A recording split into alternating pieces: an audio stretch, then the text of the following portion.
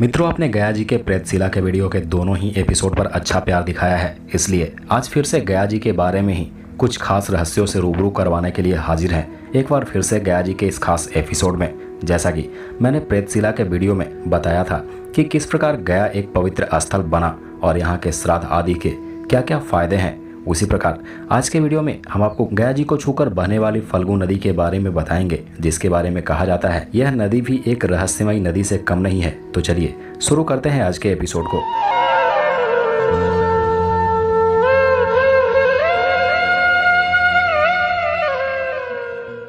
मित्रों, भारत के बिहार राज्य में बहने वाली एक ऐसी नदी है जो शापित है और साथ साथ कई अन्य रहस्यों को छुपाए भी रखती है, जिसका नाम है फल्गु नदी। यह नदी गया के समीप से ही लीलाजल व मोहाना नदी के संगम से आरंभ होकर गया के पवित्र नगरी से गुजरती हुई अंत में पुनपुन में विलय होती है, जो स्वयं गंगा की एक उपनदी है।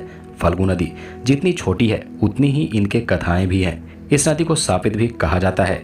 यह नदी हिंदू व बौद्ध धर्मों में महत्व रखती है। भगवान विष्णु के विष्णुपद मंदिर इसके तट पर ही विराजमान है और साथ ही साथ गया का जीवित शमशान भी इसके तट पर विराजमान है। यह नदी छोटा नागपुर के पठार से निकलती है, जो निरंजना नाम से बिहार में प्रसिद्ध है, जो पौराणिक दृष्टिकोण से पवित्र माना जाता है, जिसका प्रमाण वायु पुराण में भी मिलता है।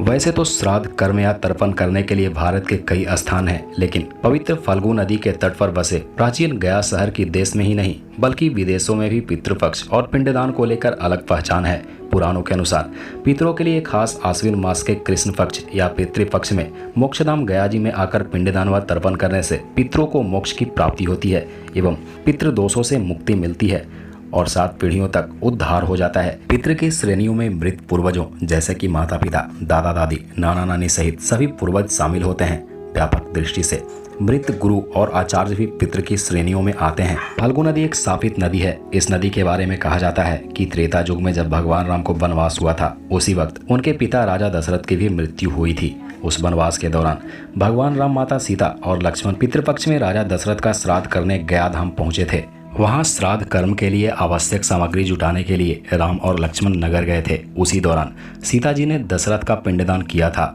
वहीं स्थल पुराण के पौराणिक कथाओं के अनुसार राजा दशरथ की मौत के बाद भरत और शत्रुघ्न ने श्राद्ध की हर एक रस्म पूरा किया था, लेकिन दशरथ के सबसे प्रिय पुत्र राम थे जिन्होंने श्राद्ध नहीं किया था। इसलिए दशरथ के अंतिम संस्कार के बाद उनकी चिता की बची हुई राख उड़ते उड़ते गया के नदी के समीप पहुंची। उसी वक्त राम और लक्ष्मण वहां मौजूद नहीं थे और सीता नदी के तट पर बैठी थी, जिनके सामने राख से बनी दशरथ की परछाई सीता को दिखाई दी, जो सीता से कुछ कहना चाहती थी।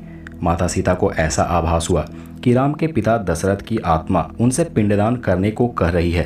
उधर उस वक्त दोपहर का समय होने को था और श्राद्ध का समय निकला जा रहा था। इसलिए माता सीता ने फल्गु नदी के बालू से पिंड बनाकर उस पिंड को हाथों में लेकर वहां मौजूद फल्गु नदी, गाय, तुलसी, अक्षयवट और एक ब्राह्मण को उस पिंडदान का साक्षी मानकर दशरथ का पिंडदान कर दिया। पिंडदान के बाद जब राम लक्ष्मण आए तब सीता ने उन्हें सारी बातें बताई, लेकिन राम को सीता की बातों पर यकीन नहीं हुआ। जिसके बाद पिंडदान में साक्षी उन 5 जीवों को बुलाया गया, लेकिन राम के गुस्से को देखते हुए फल्गु नदी, तुलसी और ब्राह्मण झूठ बोलते हुए ये इनकार कर दिए कि वे उन्हें साक्षी माने थे। लेकिन अक्षयवट ने माता सीता का साथ देते हुए सच कहा, जिससे सीता जी ने गुस्से में आकर झूठ बोलने वाले इन चारों जीवों को श्राप दे दिए थे, जिसके कारण फल्गु साल के 8 महीने सूखा रहता है, इसमें पानी नहीं टिक पाती। और वहीं अक्षयवट को यह वरदान प्राप्त है कि पिंडदान के बाद यहाँ दर्शन करने से पिंडदान सफल होगा। प्राचीन काल में गया धाम में कुल 360 वेदियां मौजूद थी, जो वर्तमान में 48 ही बची है।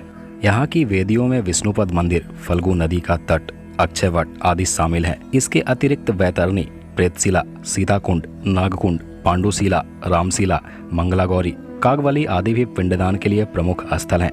यही कारण है कि देश में श्राद्ध के लिए 55 स्थानों में से गया को सर्वश्रेष्ठ माना गया है। गया क्षेत्र में भगवान विष्णु पितृ देवता के रूप में विराजमान रहते हैं। भगवान विष्णु मुक्ति देने के लिए गदाधर के रूप में गया में स्थित हैं। गयासुर के विशुद्ध देह में ब्रह्मा, जनार्दन तथा शिव आदि भी स्थित हैं। इसलिए पिंडदान के लिए गया सबसे उत्तम स्थान माना गया है। तो मित्रों, आज के वीडियो में बस इतना ही। इसी तरह की और भी वीडियो के लिए चैनल को सब्सक्राइब करना मत भूलिएगा। तो मिलते हैं एक नए वीडियो के साथ, तब तक के लिए